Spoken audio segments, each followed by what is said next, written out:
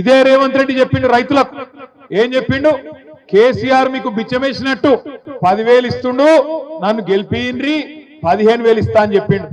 చెప్పిండా లేదా? 10,000 కాదు 15,000 ఇస్తా అన్నాడు. డిసెంబర్ 3కు ముందు తీసుకుంటే 5,000 వస్తుంది ఒక పంటకు, కానీ డిసెంబర్ 3 తర్వాత తీసుకుంటే 7,500 రూపాయలు వస్తుందని చెప్పిండు. సంవత్సరం దాటిపోయింది, ఒక్క రూపాయాన్ని ఇచ్చిన రైతులకు ఇయ్యలేదు. ఏం చేసిండు? ఎలక్షన్లప్పుడు కేసీఆర్ గారు రైతు బంధు కోసం 7,600 కోట్ల రూపాయలు రైతు బంధు వేయబోతే ఇయ్యకుండా ఉత్తరం రాసిండు ఎలక్షన్ కమిషన్.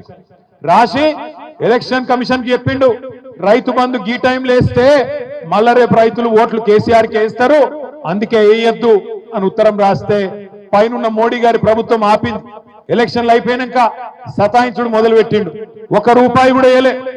కేసీఆర్ ఉన్నప్పుడేమో రైతులకు నాట్లప్పుడు పడుతుండే పైసలు, కానీ రేవంత్ రెడ్డి వచ్చినాక ఓట్లప్పుడు మాత్రమే పడతాయి. ఏం చేసిండు? 7,600 కోట్లు దాచి పెడితే రైతులకు వేయాలని చెప్పి యాసంగి పంటై రేవంత్ రెడ్డి ప్రభుత్వం వచ్చినాక నాట్లప్పుడు కాకుండా పార్లమెంట్ ఎన్నికల్లో ఓట్లప్పుడు వేసిండు. ఆ ఒక్కసారికి కేసీఆర్ గారు ఇచ్చిన పైసలు వేసిండు, తప్పించుకున్నాడు.